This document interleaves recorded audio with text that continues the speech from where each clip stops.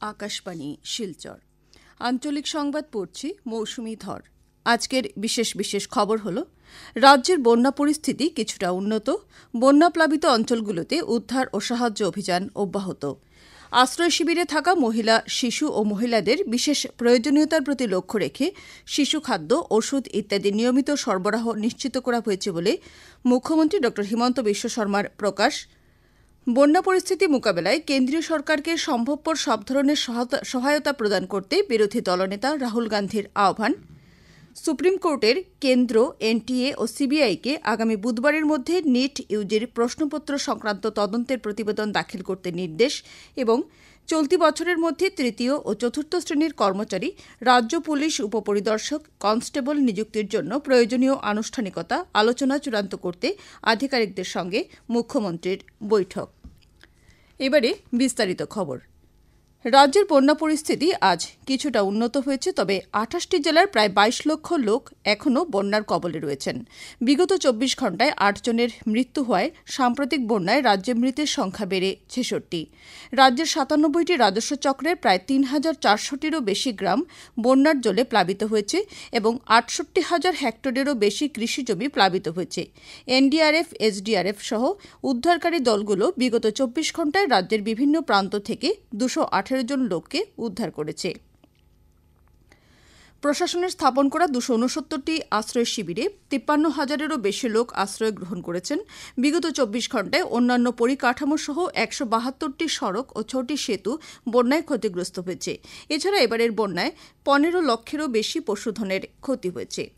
আসাম সরকার বন্যায় ক্ষতিগ্রস্ত লোকেদের সহায়তা করার জন্য সব ধরনের ব্যবস্থা গ্রহণ করা সহ নিয়মিত স্বাস্থ্য শিবিরের আয়োজন করে প্রয়োজনীয় ওষুধ ও অন্যান্য সামগ্রী প্রদান করা অব্যাহত রেখেছে বলে মুখ্যমন্ত্রী ড হিমন্ত বিশ্ব শর্মা জানান। তিনি বলেন যে আশ্রয় শিবিরে থাকা শিশু ও মহিলাদের বিশেষ প্রয়োজনীয়তার প্রতি লক্ষ্য রেখে শিশু খাদ্য, স্যানিটারি ন্যাপকিন, ওষুধ ইত্যাদি নিয়মিত সরবরাহ করা সুনিশ্চিত করা হয়েছে।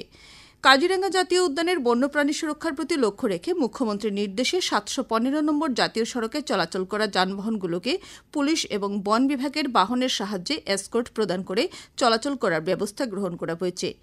এদিকে কাছাড় জেলার বরখোলা, কাটিগড়া, শিলচর শহরের চানমারি, মালিনীবেল সহ নিচু এলাকাগুলো এখনও বন্যার জলে প্লাবিত রয়েছে।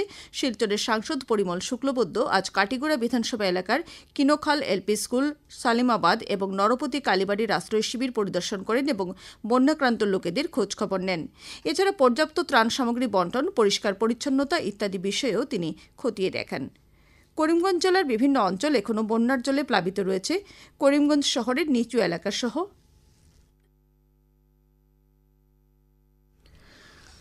বদরপুর, নীলামবাজার, পাথারকান্দি রাজস্ব চক্রের ৬০টি অঞ্চল বন্যায় ক্ষতিগ্রস্ত হয়েছে। ৪০,০০০-এরও বেশি লোক বন্যায় ক্ষতিগ্রস্ত হয়েছেন। জেলার ৪২টি আশ্রয় শিবিরে ৩,৫০০ জনেরও বেশি লোক আশ্রয় নিয়ে রয়েছেন।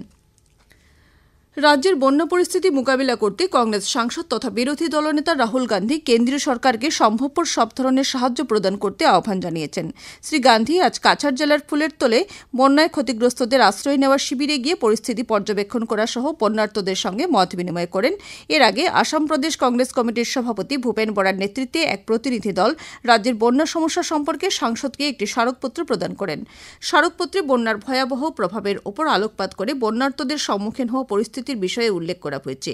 এছাড়া কেন্দ্র থেকে লাভ করা সাহায্য সম্পর্কে প্রতিনিধি দলটি স্মারকপত্রে উল্লেখ করেছে।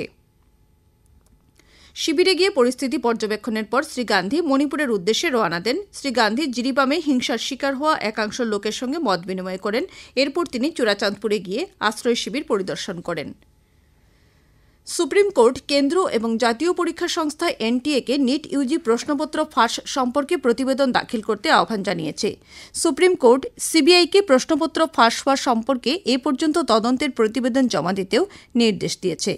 কেন্দ্র, এনটিএ ও সিবিআইকে এই প্রতিবেদন আগামী বুধবার বিকেল ৫টার মধ্যে জমা দিতে বলা হয়েছে। এদিকে মুখ্য বিচারপতি ডিওয়াই চন্দ্রচূড় ও বিচারপতি জেবি পারিওয়ালাকে নিয়ে গঠিত বেঞ্চ নিট ইউজি পরীক্ষার অনিয়ম ও অভিযোগ সংক্রান্ত বিষয় নিয়ে বেশ কয়েকটি আবেদনের শুনানি আজ গ্রহণ করেছে। নিট ইউজি পরীক্ষার প্রশ্নপত্র ফাঁস, অনিয়ম, অভিযোগ ইত্যাদি সংক্রান্ত পরবর্তী শুনানি আগামী বৃহস্পতিবার অনুষ্ঠিত হবে।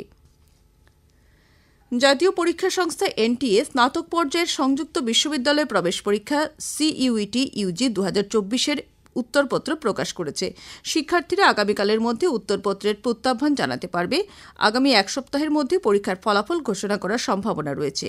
উল্লেখ্য, এবার প্রথমবারের জন্য এই পরীক্ষা হাইব্রিড পদ্ধতিতে আয়োজন করা হয়েছিল। সে অনুযায়ী 15টি বিষয়ে উত্তরপত্র ব্যবহার করা হয়েছিল এবং 48টি বিষয়ে কম্পিউটারের মাধ্যমে অনুষ্ঠিত হয়েছিল। এবছর 13,40,000-এরও বেশি শিক্ষার্থী 261টি কেন্দ্রীয়, রাজ্য, ডিমড ও ব্যক্তিগত বিশ্ববিদ্যালয়ে স্নাতক পাঠ্যক্রমের জন্য পঞ্জীয়ন করেছে। আকাশবাণী শিলচর কেন্দ্রের আঞ্চলিক সংবাদ এখন থেকে আমাদের ইউটিউব চ্যানেল এআইআর নিউজ শিলচরের মাধ্যমেও শোনা যাচ্ছে। এছাড়া আমাদের Facebook page all India radio news শিলচরের মাধ্যমেও এই সংবাদ শোনা যাবে। খবর শুনছেন আকাশবাণী শিলচর কেন্দ্র থেকে। মুখ্যমন্ত্রী ড হিমন্ত বিশ্ব শর্মা তৃতীয় চতুর্থ বর্গের কর্মচারী নিযুক্তির রাজ্য পুলিশের উপপরিদর্শক কনস্টেবল নিযুক্তির জন্য প্রয়োজনীয় সব আনুষ্ঠানিকতা আলোচনা চূড়ান্ত করার জন্য সংশ্লিষ্ট আধিকারিকদের সঙ্গে এক বৈঠকে মিলিত হন।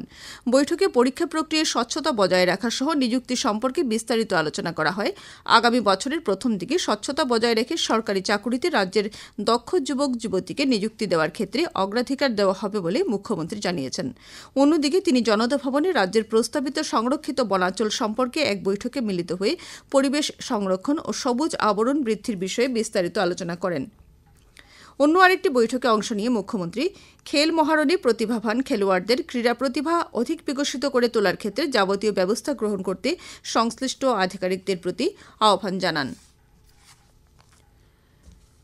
নিত্য প্রয়োজনীয় সামগ্রীর মূল্য বৃদ্ধি রোধ করার জন্য উপযুক্ত ব্যবস্থা গ্রহণ করার দাবিতে আজ বিভিন্ন সামাজিক সাংস্কৃতিক সংগঠন ও নাগরিক ও গ্রাহক সংগঠনের প্রতিনিধিরা ক্ষুদিরাম মূর্তির পাদদেশে মিলিত হয়ে বিক্ষোভ কার্যসূচি পালন করেন। পরে নিত্য প্রয়োজনীয় সামগ্রীর মূল্য বৃদ্ধি রোধে জেলা প্রশাসনের পক্ষ থেকে উপযুক্ত পদক্ষেপ গ্রহণ করা, অসাধু ব্যবসায়ীদের বিরুদ্ধে ব্যবস্থা গ্রহণ করা, প্রশাসনের পক্ষ থেকে মূল্য ধার্য করে জনসাধারণের সুবিধার্থে তালিকা আকারে প্রকাশ করা ইত্যাদি দাবি সম্বলিত স্মারকপত্র জেলা আয়ুক্তের কাছে প্রদান করা হয়। বিক্ষোভ কার্যসূচিতে নাগরিক স্বার্থরক্ষা সংগ্রাম পরিষদের সাধারণ সম্পাদক Haridas Dutta, Sadhan Purkayastha, forum for social হারমোনির অরূপ বৈশ্য প্রমুখ অংশগ্রহণ করেন। অল আসাম ইলেকট্রিসিটি কনজিউমার্স অ্যাসোসিয়েশনের কাছাড় জেলা কমিটির এক সভা আজ উকিলপট্টিতে সংগঠনের কার্যালয়ে অনুষ্ঠিত হয়। সভায় আগামী 10 জুলাই থেকে 10 সেপ্টেম্বর পর্যন্ত জেলায় সংগঠনের সদস্য সংগ্রহ অভিযান শুরু করা হবে বলে সিদ্ধান্ত গ্রহণ করা হয়।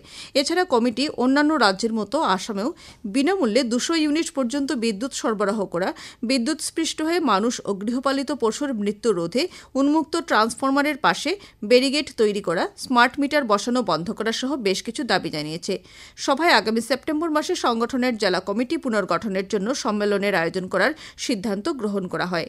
সভায় সংগঠনের আসাম রাজ্য শাখার অন্যতম আহ্বায়ক হিল্লোল ভট্টাচার্য, জেলা সম্পাদক অঞ্জন কুমার চন্দ প্রমুখ উপস্থিত ছিলেন। হাইলাকান্দি জেলায় আজ থেকে নীতি আয়োগের উচ্চাকাঙ্ক্ষী জেলা প্রকল্প সম্পূর্ণতা অভিযান শুরু হয়েছে। জেলা আয়ুক্ত নিশার ঘিবারি গৌতম আজ রবীন্দ্র ভবনে প্রেক্ষাগৃহে প্রদীপ প্রজ্বলন করে সম্পূর্ণতা অভিযানের উদ্বোধন করেন। উদ্বোধনী অনুষ্ঠানে বক্তব্য রাখতে গিয়ে জেলা আয়ুক্ত বলেন যে স্বাস্থ্য, শিক্ষা, কৃষি, সমাজ কল্যাণ ইত্যাদি বিভাগের প্রকল্পগুলি আগামী 3 মাসে বাস্তবায়নের জন্য এই অভিযান শুরু করা হয়েছে।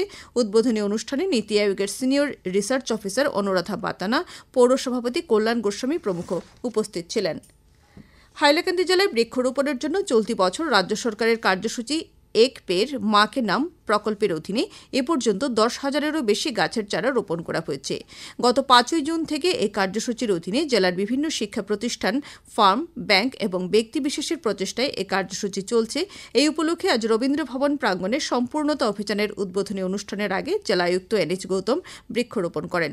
উল্লেখ্য, এক পের মা কে নাম কার্যসূচিতে সমগ্র রাজ্যে 70 লক্ষ বৃক্ষরোপণের লক্ষ্য গ্রহণ করা হয়েছে। করিমগঞ্জ জেলায় আয়ুষ্মান ভারত ডিজিটাল মিশনের অধীনে স্বাস্থ্য পরিষেবা পঞ্জীয়নের গতি বৃদ্ধির জন্য একটি সভা অনুষ্ঠিত হয়েছে। জেলার যুগ্ম স্বাস্থ্য সঞ্চালক ড সুমনা নাইডিংয়ের পৌরোহিত্যে আয়োজিত সভায় আয়ুষ্মান ভারত ডিজিটাল মিশনের সাথে নিবন্ধিত স্বাস্থ্য সুবিধাগুলি একই মঞ্চে নিয়ে আসার বিষয় নিয়ে আলোচনা করা হয়েছে। শেষ করার আগে খবরের বিশেষ অংশ আবার পড়ছি। রাজ্যের বন্যা পরিস্থিতি কিছুটা উন্নত। বন্যাপ্লাবিত অঞ্চলগুলোতে উদ্ধার ও সাহায্য অভিযান অব্যাহত।